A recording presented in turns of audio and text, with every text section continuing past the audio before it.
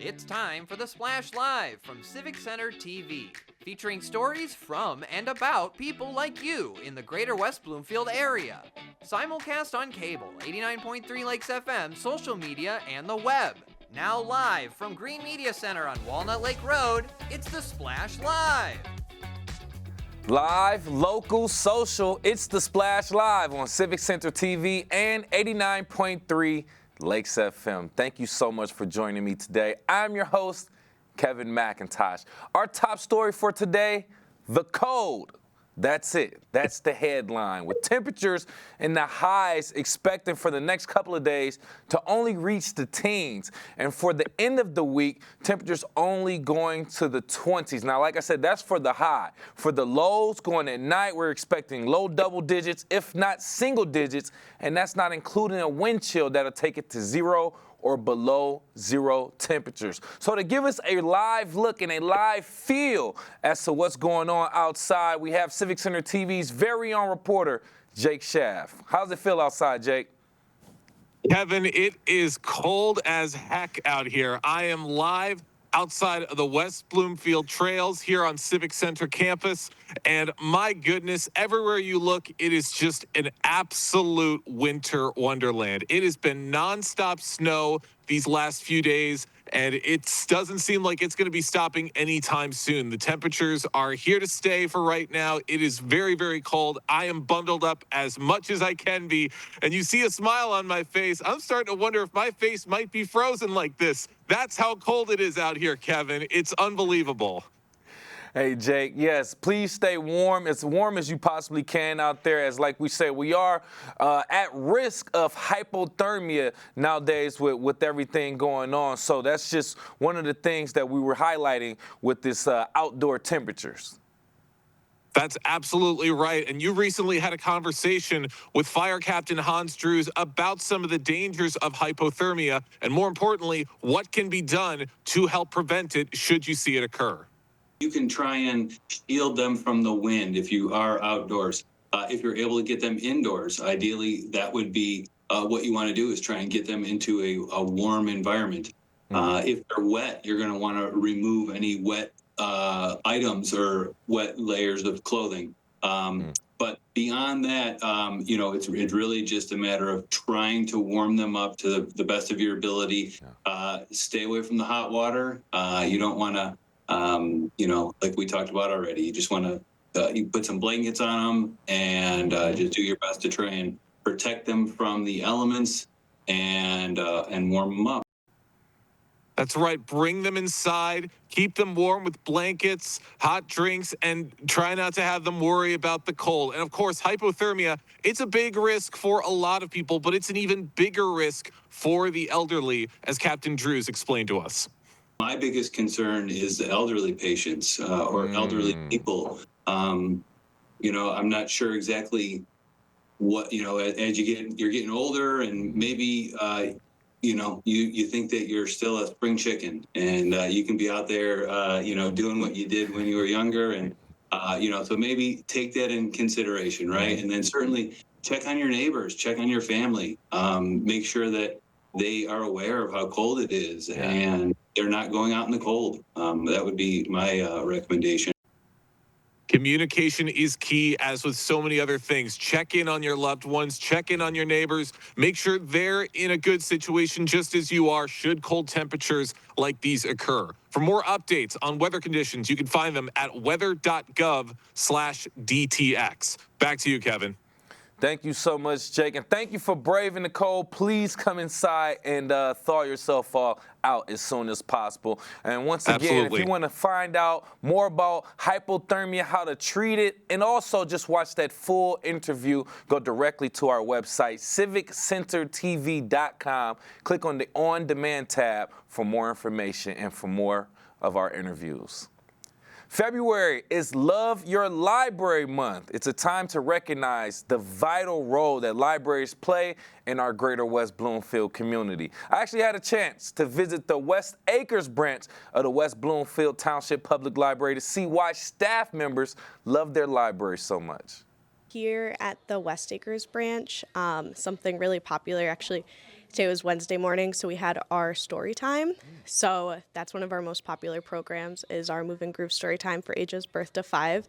As far as resources go, I would say our ebooks are really, really popular. We've got ebooks through Cloud Library, Libby, and Hoopla, and people love their ebooks. Personally, I love e-audiobooks, so it's also a personal favorite of mine.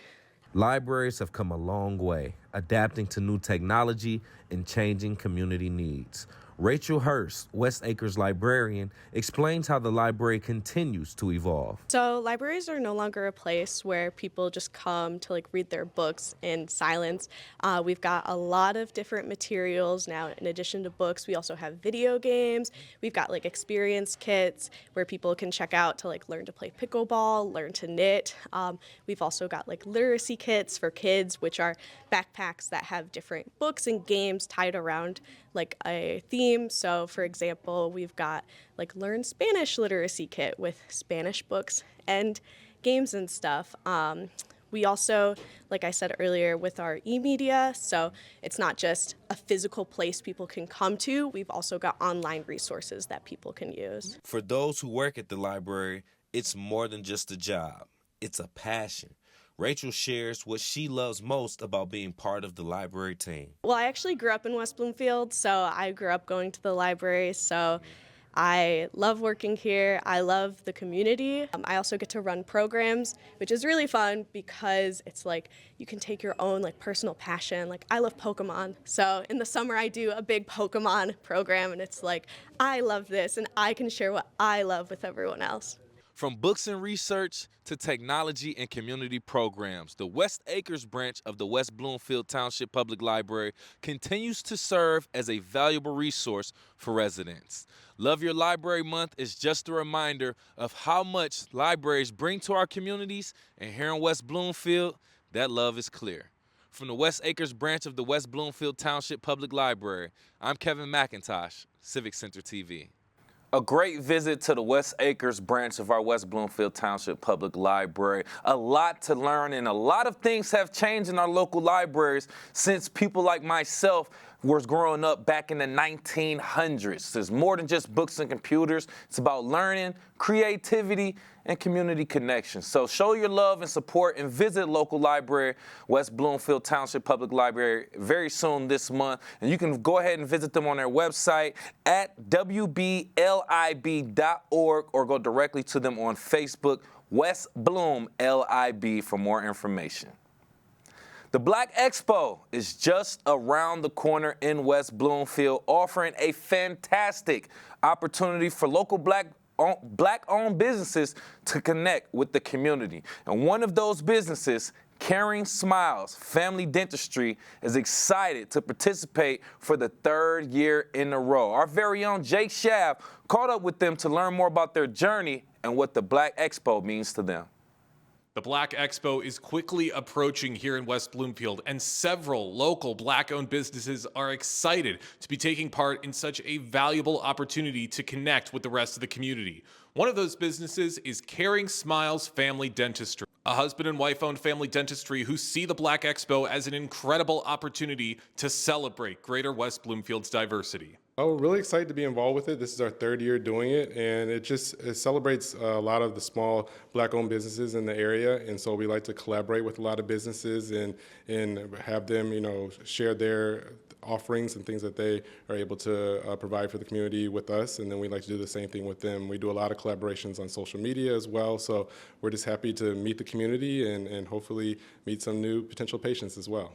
I remember one of the different community organizations reached out to us, and they were asking us if we wanted to become involved with it. And we jumped at the opportunity because we like doing different activities with the community. Anytime we have the opportunity to be involved with the community, that's something that we like to do. And so being able to do it for the 3rd year now, we're really excited because every year the event has grown to more and more people and more and more businesses. And we love just meeting the businesses and seeing their journey. It inspires us, and hopefully we're able to inspire other people as well. Why is it so important to be highlighting this diversity here in West Bloomfield?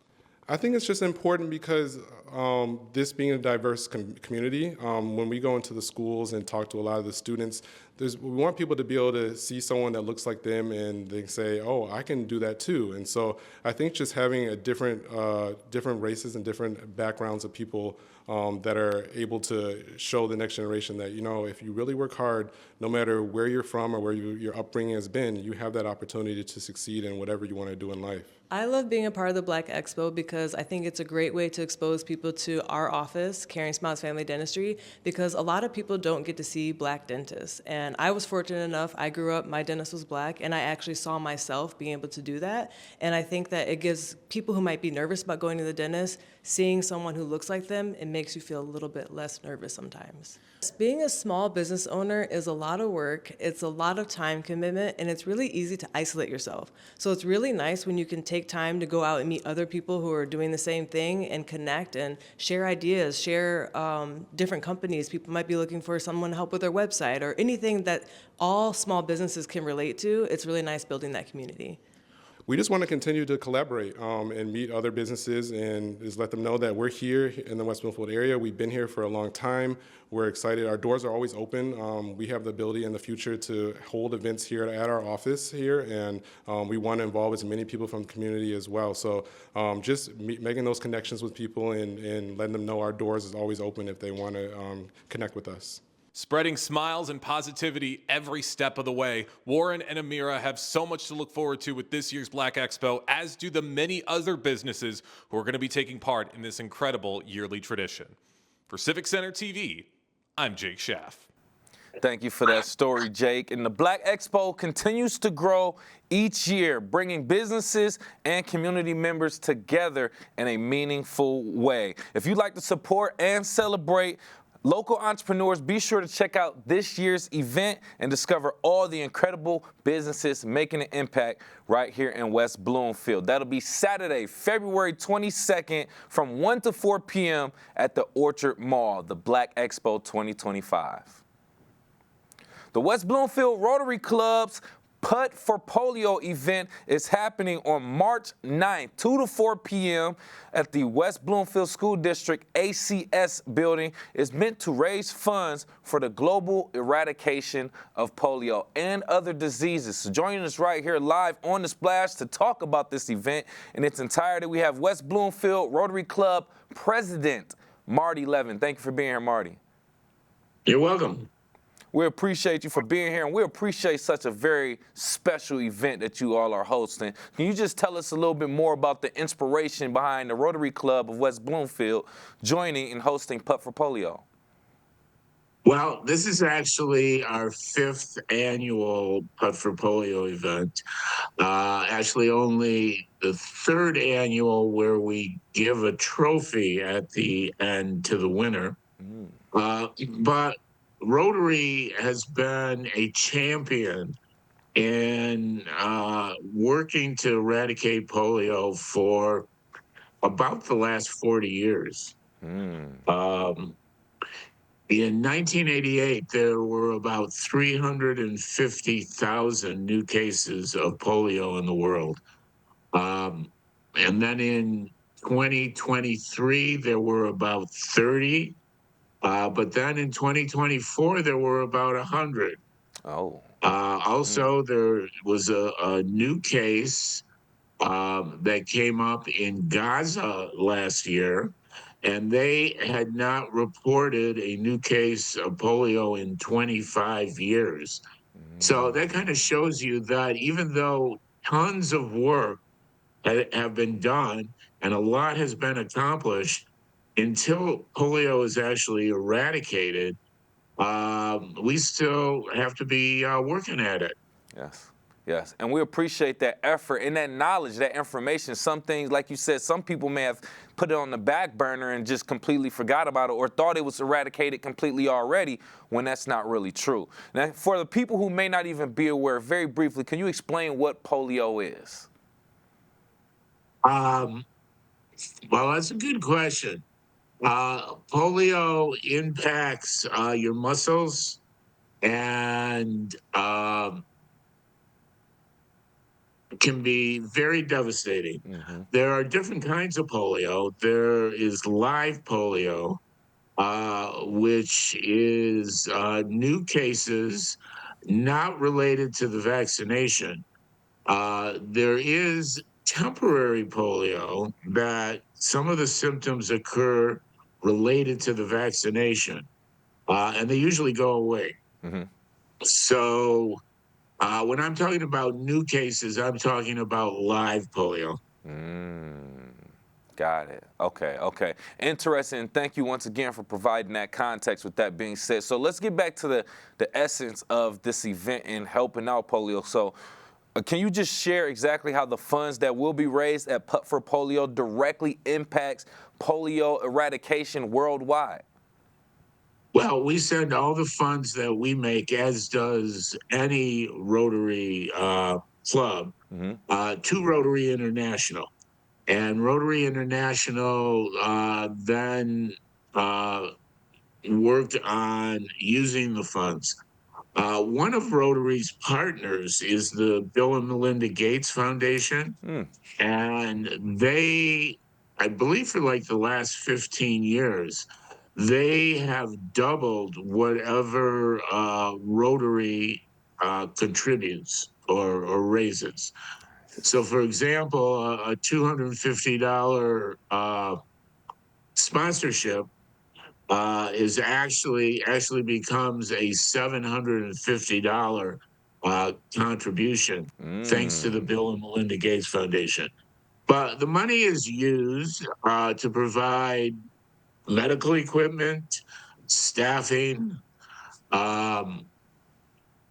vaccinations, housing, in the areas where polio still is, where they still have live cases. That is great. That's a great contribution and great effort from the Bill and Melinda Gates Foundation to partner with Rotary International to do such thing, to double. For every dollar you get, give $2. That's such a great thing right there, and it's Well, great it's to actually acknowledge them. $3. For every dollar you give, Bill and Melinda Gates provide $2. So that makes $3. Yes, yes, yes. So great effort right there on both parties. And with that being said, and with me right here live on the Splash, by the way, West Bloomfield Rotary Club's president, Marty Levin, talking about the Putt for Polio event happening March 9th at the WBSD ACS building. Raise funds for the global eradication of polio. I like to also highlight, Marty, the fact that a lot of things that happen right here in our greater West Bloomfield area, it happens with the help of different organizations, different people, different businesses. So can you speak to how local businesses and community members in West Bloomfield are contributing to the success of this event? Well, and they contribute in a variety of ways. Some of the larger businesses have provided us with gift cards that we can use perhaps to provide refreshments at the event, and then charge a very low fee for that. But other ways, businesses, large and small, and individuals, is they can help sponsor the event. And we have 3 levels of sponsorship. Do you have that other handout that I gave you, the sponsorship brochure? We have the graphic, which we showed right here on Civic Center TV. We have the graphic for That's the the event. flyer. Yes. Okay. Well, I'll just explain it. So 3 levels that we suggest, but of course you could donate whatever you want. But we have the $250 level, which includes 4 admissions to the event, where individuals could either compete or just be spectators. It also includes acknowledgement of that individual and their logo, if they wish, at one of the holes. There are actually 8 putting mats that are used in this competition. It also includes acknowledgement by the MC, as well as at the registration desk.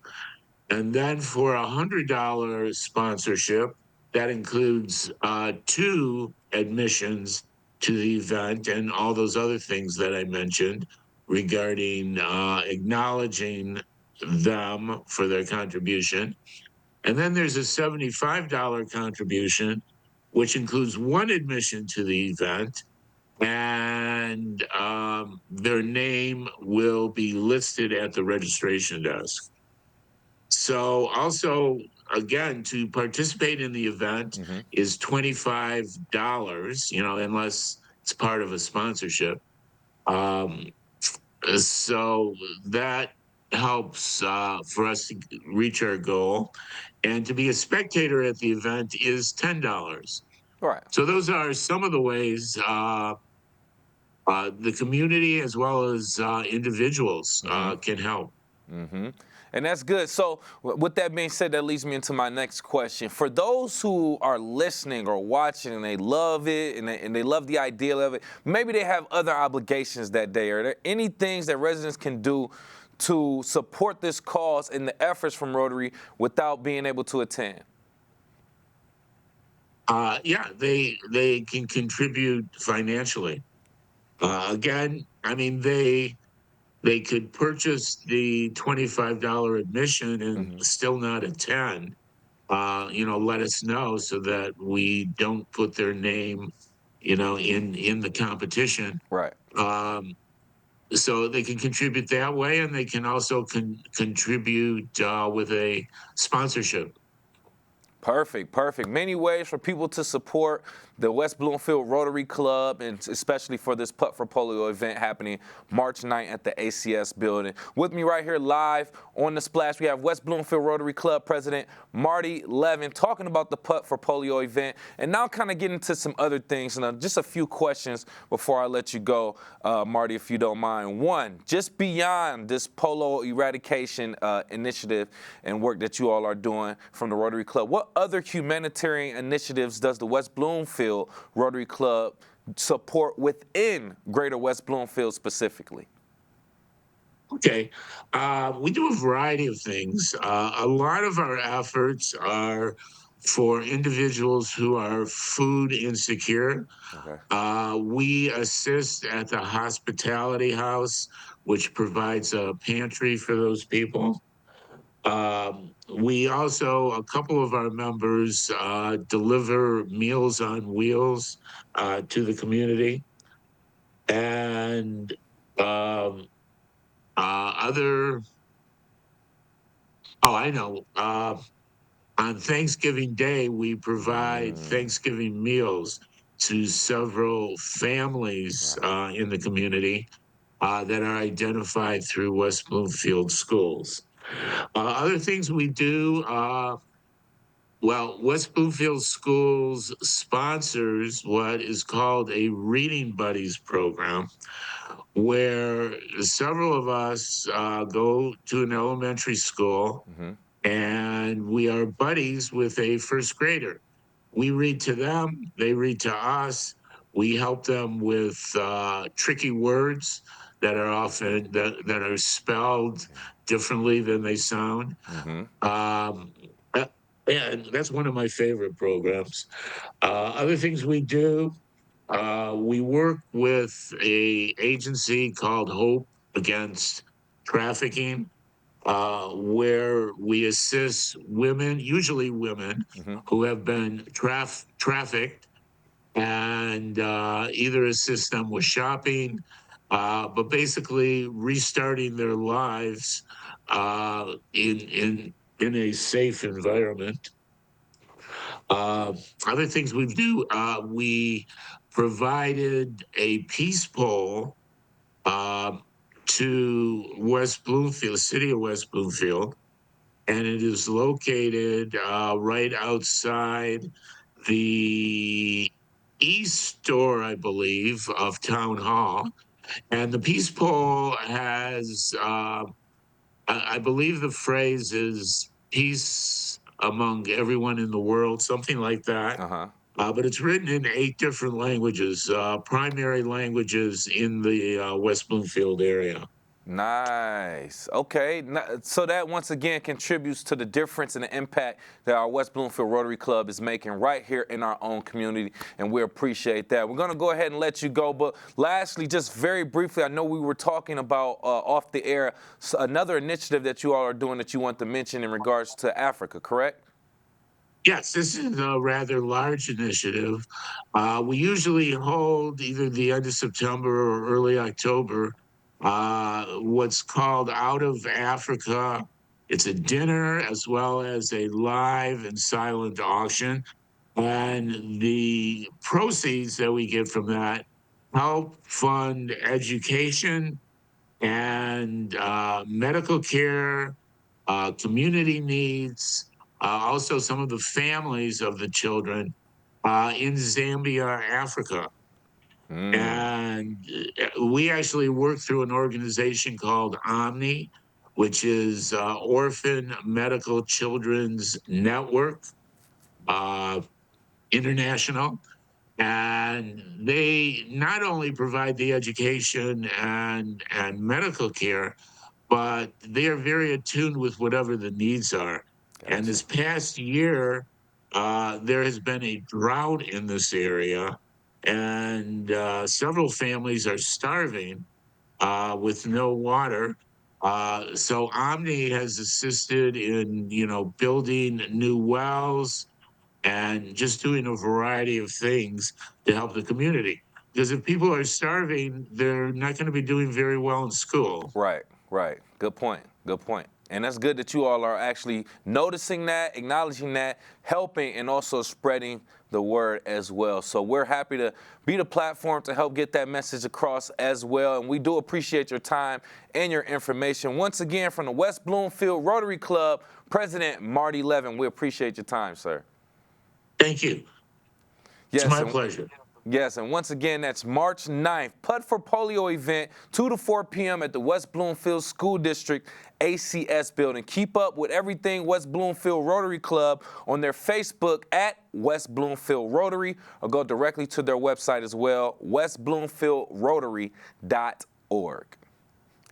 Tax season, it's in full effect for us West Bloomfield residents, and that means navigating the unique local tax trends, avoiding these common filing mistakes that we all may make, and maximizing these deductions. So to help us break it all down, we have certified public accountant Leslie Jones here. Thank you so much for joining us, Leslie. No problem. How are you? I'm doing just fine. Thank you for asking first and foremost. Now, like I mentioned, I have a little bit of research, some notes here, but I don't even want to give out misinformation, which is why I have you here. I want to start off by talking about the differences. Now, there's mistakes that people make, and then there's trends and challenges that people face when filing their taxes. Let's start with the challenges and trends. Are there any unique challenges or trends that you've observed in tax preparation, specifically from residents of West Bloomfield? I have. So there's a lot of high earners in West Bloomfield, specifically our W-2 wages. And those people with children, a lot of times we depend on the tax credit. And for the last couple years, specifically this year and last year, there's an income phase out. And so that tax liability, you're not getting that $2,000 credit. That's one of the things that I've noticed, specifically for those people who have the high earners on W-2 wages. Also, some of the things that I've noticed with people who own real estate, not taking advantage of all of the different credits and deductions out there for the real estate, for their real estate investment properties. And then lastly, one of the things I noticed was, the people who work from home, right? So there's a lot of people that are working from home in West Bloomfield. A lot of times they have jobs in different states. I've noticed that sometimes they don't withhold tax in that state, but they're earning income. So you just have to be careful and make sure you're working with a tax professional who can help you navigate, making sure they're paying the right amount of taxes for those specific states. Ooh, Ooh, Leslie, I'm gonna be honest, that sounds like some muddy water that you can get into a lot of trouble with if you are not filing your taxes correctly. So let's go into the second part of that, which are the mistakes. How do, or what are some of the most common tax filing mistakes that you see amongst some of your clients, and how can they avoid them? Sometimes, people want to use their last W-2 to file their taxes. That's a big mistake. Not proactively tax planning throughout the year, and then having a huge tax liability during tax season. And then not coordinating. So if you are, say, separated or divorced, not coordinating with your other half on who's going to claim the dependent. Good point. Good point. That is a conversation that should be had in regards to receiving or even benefiting from that child tax credit, like you mentioned before earlier. So thank you for pointing some of those things out for our listeners and our audience in general, because like we said, we are in tax filing or tax preparation season. Join us right here live on The Splash, CPA from West Bloomfield, Leslie Jones, talking about tax preparation and filing in the 2025 tax season. Now, property taxes. How do you see West Bloomfield property taxes impacting residents' financial planning, and are there any exemptions that they should be aware of? So there is an exemption. It is called the principal resident exemption, that a lot of people don't know about, but it has to be your primary residence. The property taxes in West Bloomfield, they're a little higher because obviously the properties are a bit higher in the state of Michigan. But this particular exemption, you would have to actually fill out an affidavit and submit it to the state. Okay. Thank you for giving us that information. If you are a homeowner in the state of Michigan, specifically Greater West Bloomfield, please take advantage of tax credits like that. It'll definitely save a little bit more money in your pocket towards the end of the year. I want to ask you also, we mentioned W-2 tax filings a lot, which is just individual employees earning from their employers. What about business? Do you involve yourself in business taxes also? Absolutely. So being proactive with business, number one, record keeping is key. So making sure we're maximizing the qualified business income deduction that's based on your business income, maximizing all of the deductions and credits, being proactive with planning, making sure. So for the past couple years, we had a bonus depreciation that is in a phase out period. I believe in 24 it was 40%, and then in 25 it's going to be 20%. But that's huge. So if you're thinking about buying major assets that you would normally just use a smaller depreciation, that 40% of depreciation of costs, that's a huge tax deduction. Some of the other items to consider for small businesses would be business structure, just making sure with, your tax professional or CPA that you're in the correct business structure, so you're getting the most benefit based on your certain individual business activity. Perfect. Thank you for those tips, those best practices for small business owners right here in the Greater West Bloomfield area. Even if you are working from home, those are some great tips for you to keep in mind. But I also want to ask, keeping it on that scale, are there any common mistakes that you see from business owners when it comes to filing their taxes? Just not having accurate record keeping, not paying those quarterly estimated taxes. You have to do check-ins throughout the year, because if your income is high, you need to be sending in, if you're self-employed. And then also ignoring like the Uber drivers and DoorDash, that is considered self-employment income. And most people don't pay taxes, but it's still income. So you have to send in estimated tax payments based upon income. Good point. That's a huge common mistake that I've seen. Oh my goodness! Wow, great point right there. I know a few friends who have drove DoorDash or Uber Eats or Uber or Lyft, and I mean, I don't ask whether or not they file those taxes, but that is something that people should keep in mind because they don't take taxes out when you are driving DoorDash or Uber Eats. So it's literally your responsibility as an independent contractor to make sure you do file those taxes at the end of the year, and we appreciate that information. Once again, joining us live on The Splash, Certified Public Accountant, CPA from West Bloomfield, Leslie Jones, talking about tax filing preparation and best tips and practices as well. There have been a few different changes and updates when it comes to federal and state tax laws. Are there any recent changes from the federal or state tax laws that might affect our greater West Bloomfield residents? So from a federal perspective, you have the standard deduction that's increased, but that's favorable. So that's a good thing. One of the major things that I've saw that I know would specifically affect West Bloomfield residents is to keep in mind of the estate and gift tax. There is a $12 million exemption. It's a lifetime exemption. 2025 is the last year that you can take advantage of that, and then it's going to drop significantly to about $5 million starting in 2026.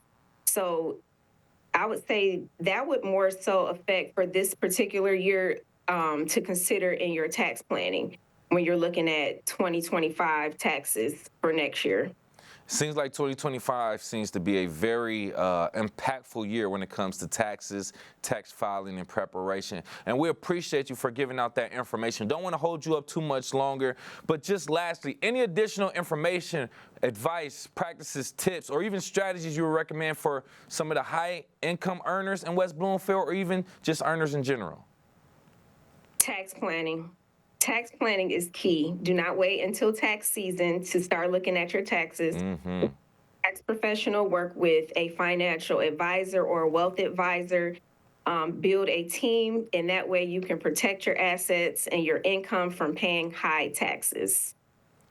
Listen, I literally couldn't have said it any better. With you being the expert and the professional is so much value to what you say. Once again, we want to thank you for all the information that you gave to us here today on our platform. And CPA, Certified Public Accountant from West Bloomfield, Leslie Jones, we want to thank you again for your time. Thank you for having me. Thank you again for that. And whether you're a homeowner or a small business owner or just looking to maximize your refund, staying informed about taxes is what the key information is. For more tax tips and resources, be sure to consult with a professional and check out state and federal tax resources before you do file. There's so much more for us to discuss. If you are in the house and staying inside just to avoid the cold, we got a few different reasons why you should step out and do some physical activity. We'll discuss that coming up. We are live, local, social. It's The Splash Live on Civic Center TV and 89.3 Lakes FM. We'll be right back with The Splash Live. Good nutrition can help make sure you have enough iron, calcium, and vitamin C in your body, which can make it harder for lead to enter your bloodstream. Help protect your family from the harmful effects of lead. This is Civic Center TV and 89.3 Lakes FM. On cable and the radio. On the web too, and on social media. Civic Center TV, television that's close to home. I'm an ex-drug dealer, and I'll be your sub today.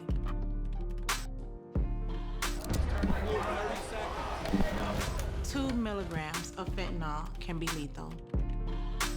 A lethal dose is in here. Who gets it, I won't know. It's cheap, it's potent, and it's profitable. The sad reality is, fentanyl is being mixed into everything now. More kids should know.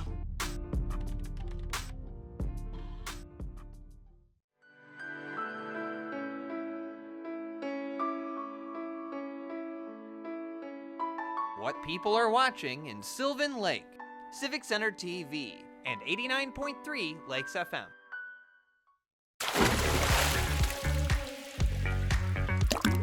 And now, back to The Splash, live. Live, local, social, it's the Splash Live on Civic Center TV and 89.3 Lakes FM. Thank you for being here. I'm your host, Kevin McIntosh. Also reminding you that we are on all social media, and you check out our website, civiccentertv.com for our website, and we're on all social media, Facebook, Civic Center TV 15, as well as YouTube, Instagram, and X, formerly known as Twitter, all at Civic Center TV. And if you're watching on Civic Center TV right now, get your smartphone out and scan that QR code right there, and it'll send you the link to all of our social media and digital platforms as well. A West Bloomfield native has built an incredible career in both jazz and pop music, earning multiple Detroit Music Awards and performing on some of the biggest stages in the country. Our very own Jake Schaff had the chance to speak with Jessie Poulter about her journey, her latest project for children called Toonsies, and how the West Bloomfield community can get involved. We have Jessie Poulter, a singer-songwriter right here in West Bloomfield. Jessie, good morning. Hi, good morning. Thanks so much for having me here. Absolutely. Really happy to be getting into this. Really love talking about music and great programs like this. So talk about a bit of your influences. How has growing up in West Bloomfield influenced your musical journey and your career choices? So I grew up in a very musical household, which naturally just being exposed to a wide array of music from a really young age. I was like a sponge, just trying to listen and explore and discover everything. And then I would say getting involved in all sorts of musical theater, community theater. I went to at a middle school, which I believe is no longer. And I was involved in the specialty performing arts programs there. And then ultimately being close to Detroit. I grew up really when I came of age was going downtown, performing in the jazz clubs, performing with the real deal Detroit musicians. So definitely West Bloomfield influence and absolutely undeniably and so gratefully Detroit. Awesome. I mean, absolutely. Growing up near a city like Detroit, you have access to so much incredible music and so many great influences. And it's awesome to see just what you've been able to take that knowledge and be able to do, because you did create Toonsies. And how do you see that program benefiting children and families in Greater West Bloomfield? So I started Coonsies when I was living in Los Angeles, which is where I lived for 12 years. And it was during the pandemic when gigs were canceled. My touring had come to a halt. I really sort of need to figure out a way to not only keep my vocal mechanism warm, but also just like as a creative, I'm constantly itching to create. My best friend had just had a baby, and she asked if I would sing to her baby and her baby's pop, which I wasn't familiar with at the time, and I couldn't think of a reason that I should say no. So I showed up, and it was really this aha moment. I just realized that the children's music lane was sort of a wide open creative lane. All of the songs that parents wanted to sing, caregivers wanted to sing with their little ones, the same songs that I sang when I was a child, that parents sang. Wheels on the Bus and Itsy Bitsy Spider as a composer and somebody that grew up studying.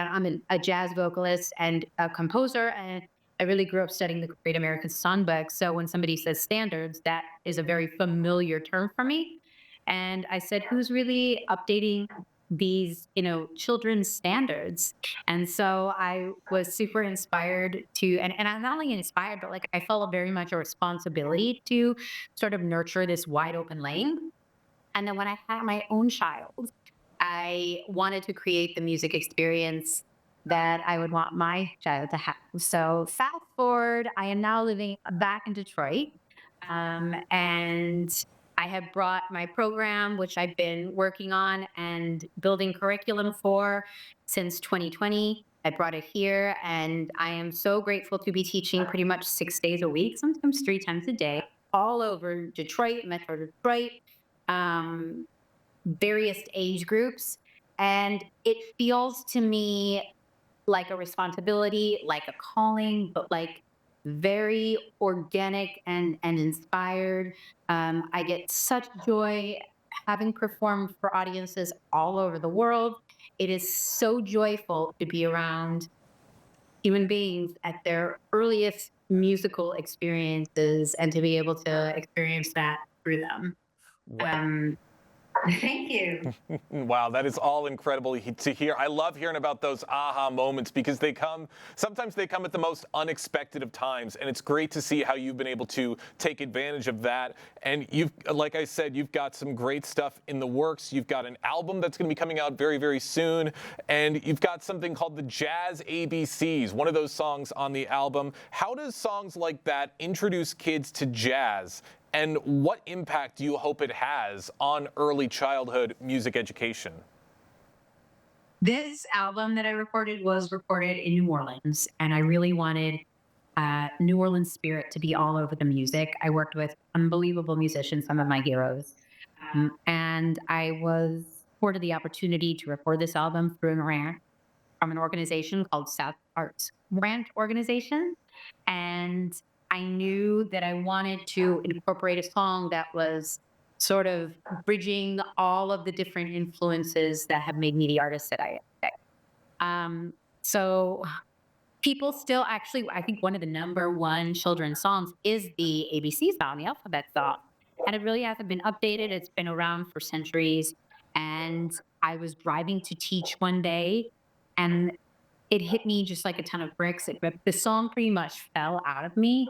I grabbed my phone to record it, and in full, there's actually a video clip that is on my Instagram and my social media of me just like being the conduit of writing the Jazz ABCs, and then recording it with this masterful jazz studio band in New Orleans.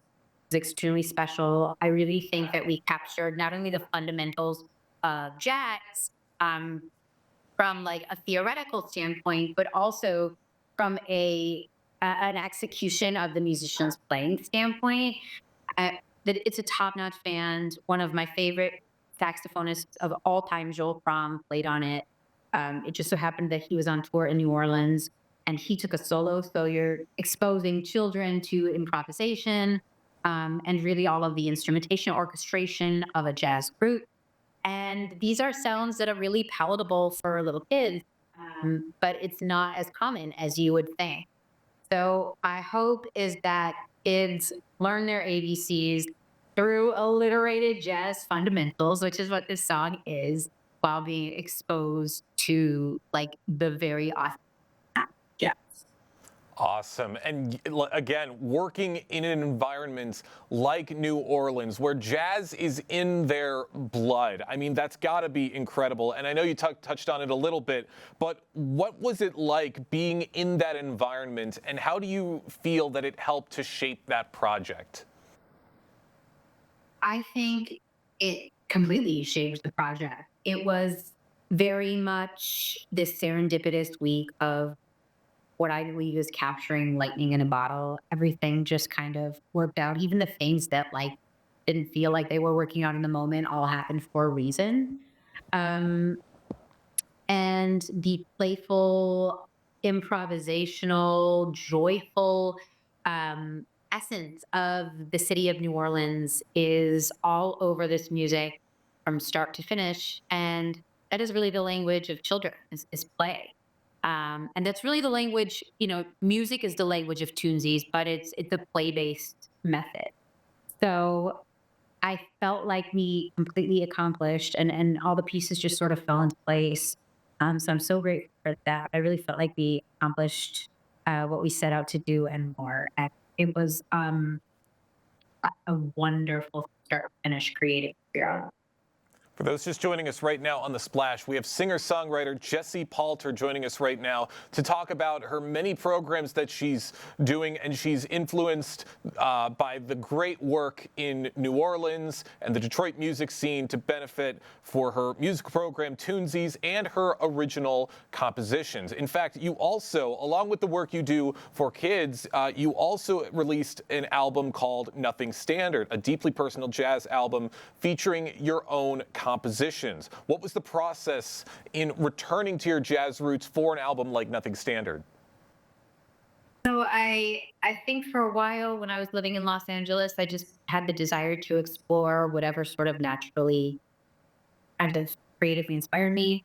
I don't really think of music in terms of genre, but it's a little different with jazz because it's the language that I studied. I went to school for jazz. I was at University of Michigan School of Music as the sole vocal jazz major for my year. Um, and I had gotten away from it a little bit. I was working with a record label and I was releasing stuff in a singer songwriter lane, which was also very deep personal to me. But when I parted ways with the record label and started reclaiming who I am as an artist, as an independent artist, it was integral to me for that process to also honor my roots as a jazz vocalist. And I had worked with the musicians on that album. I collaborated on the compositions with a longtime collaborator, Michael Jellick, who was my music director for many years and pianist, and also a bit of a mentor, a teacher. I learned a ton about music and harmony through working with Mike. And it was important to really honor all of the work that we had together.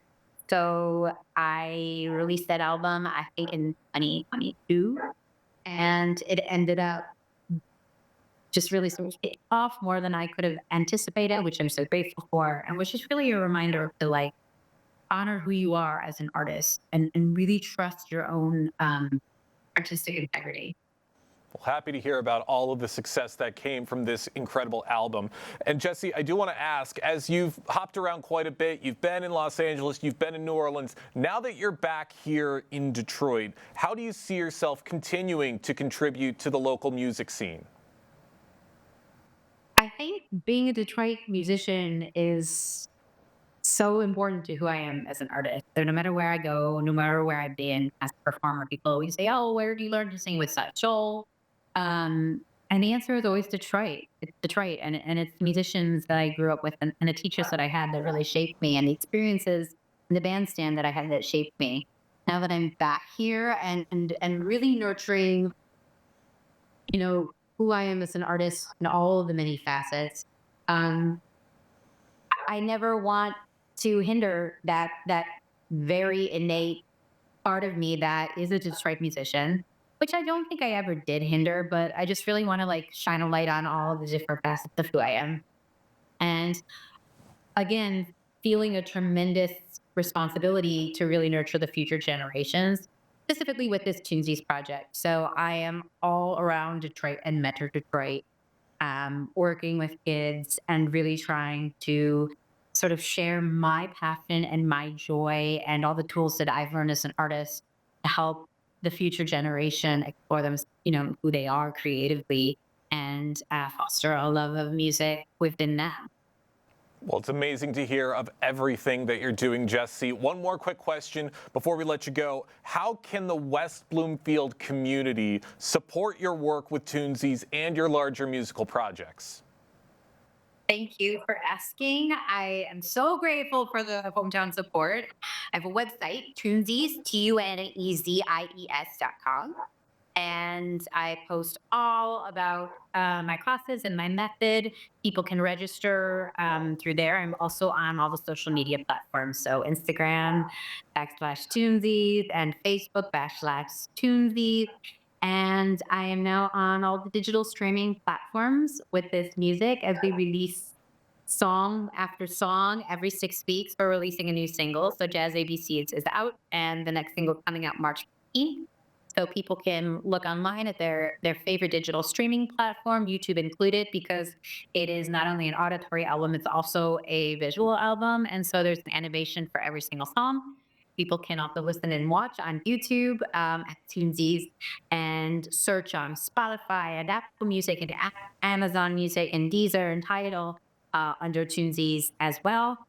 And on the website as well, there's also an email address to contact me. And this has been just built from, it's been built for the community. It's really like me wanting to be of service with all the tools that I use as a musician and as a lifelong creative professional. So I really love hearing from everybody and getting feedback and just hearing what people want, what they need. It's been integral to building this community. Well, we can't wait to see what's to come next with your incredible music journey. Jessie, thank you so much for joining us today on The Splash Live. Thank you so much for having me. It's been wonderful chatting, and I appreciate the support.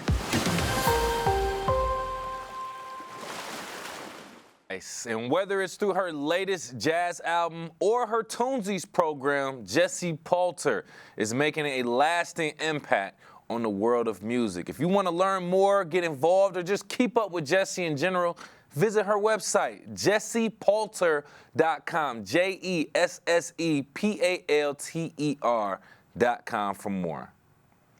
With winter in full swing, outdoor sports may be on pause, but the pickleball craze is still going on strong right here in Greater West Bloomfield. The Sports Club of West Bloomfield has built a thriving indoor pickleball league, giving players a way to stay active and competitive all year long, no matter what the weather is. Civic Center TV's very own Jake Schaff had the chance to check out how this fast-growing sport is bringing the community together. With the snow falling and the temperatures dropping, Michigan winter is here, and a lot of fun outdoor sports have had to take a back seat for the season, or in some cases have had to be relocated. And pickleball is no exception. Many indoor outlets and leagues have begun to pop up for one of America's favorite pastimes. And the Detroit Pickleball League has found a great home here at the Sports Club of West Bloomfield. The environment may be different, but as the players will tell you themselves, it's the same old ball game. So this is the second year of the Detroit Pickleball League. I was part of the inaugural season last year, and it was an absolute blast. So I'm back here doing it again. And anytime I get a chance to play, whether it be a league or for fun, I'm all about it whenever my schedule allows. I think it's fantastic. I play pickleball sometimes twice a day, but every day. And there's not a pickleball court that I haven't played on. I go everywhere, so I love it. What would you say are some of the biggest differences from playing it outdoors as opposed to playing indoors as you are right now? Oh, well, there's a lot of differences. First of all, outside you have to deal with the wind. That's the biggest thing. But once you get used to playing in the wind, it's kind of fun. Obviously, with inside, you've got deals with room, if you can get around, if you can serve comfortably. Sometimes lighting is not great inside, but of course, you have good weather inside all the time, so you can play anytime. I like it because you don't have to worry about the sun in your eyes, don't have to worry about putting sunblock on and all that good stuff. Or if it's raining, sometimes I've had so many plans ruined because of the rain when I play outdoors.